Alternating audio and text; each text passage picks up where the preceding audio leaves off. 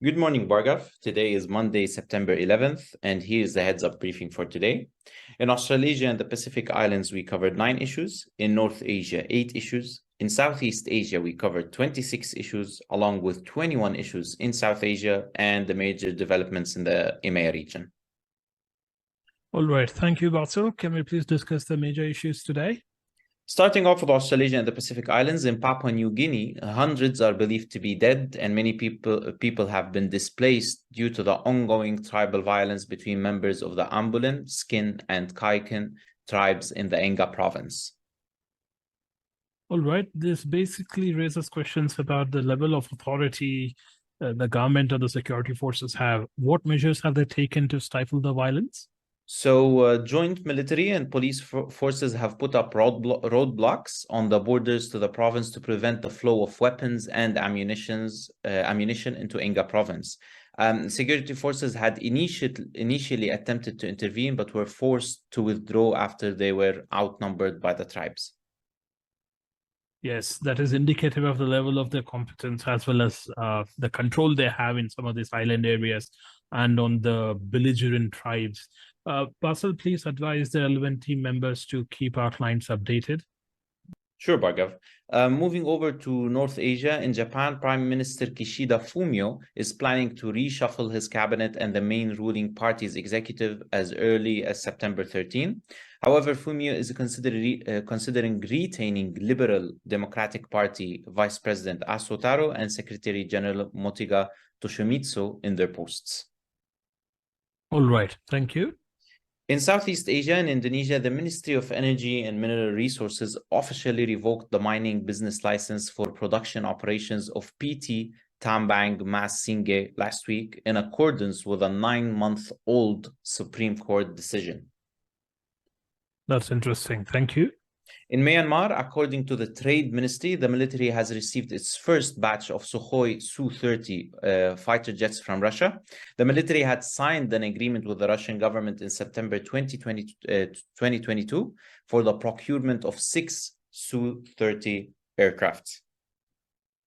All right, that may come as a delight to some of those supporting the military or those in the military government. However, there are quite a few questions to be asked about the nature of equipment being procured, especially when the fight is on the streets. It's a guerrilla warfare. To what extent will such high-tech multi-role fighter jets will help the military regime in combating the various groups which are fighting the government? Yes, moving over to South Asia, in Bangladesh, various bodies associated with the Bangladesh Nationalist Party, which is the BNP, will hold road marches across the country from September 16 to protest against the Awami League-led government. All right. Bassel, do we have information about which are these organizations and any other details about the protests? Yes, sure. Organizations that will be involved in the road marches include the Chhatra Dal, the Jubu Dal, and the Swech Chasebak Dal. The protest movement is expected to end by the middle of October. However, further details will be announced over the coming days. All right, thank you. Moving over to the EMEA region, concerning the Azerbaijani-Armenian conflict, ethnic Armenian authorities in Nagorno-Karabakh agreed to let in aid shipments from Baku-held territory in return for the restoration of road links to Armenia. This latest move will partially grant Azerbaijan's decades-old demand to restore transport links between the Azeri government-held territory and the province.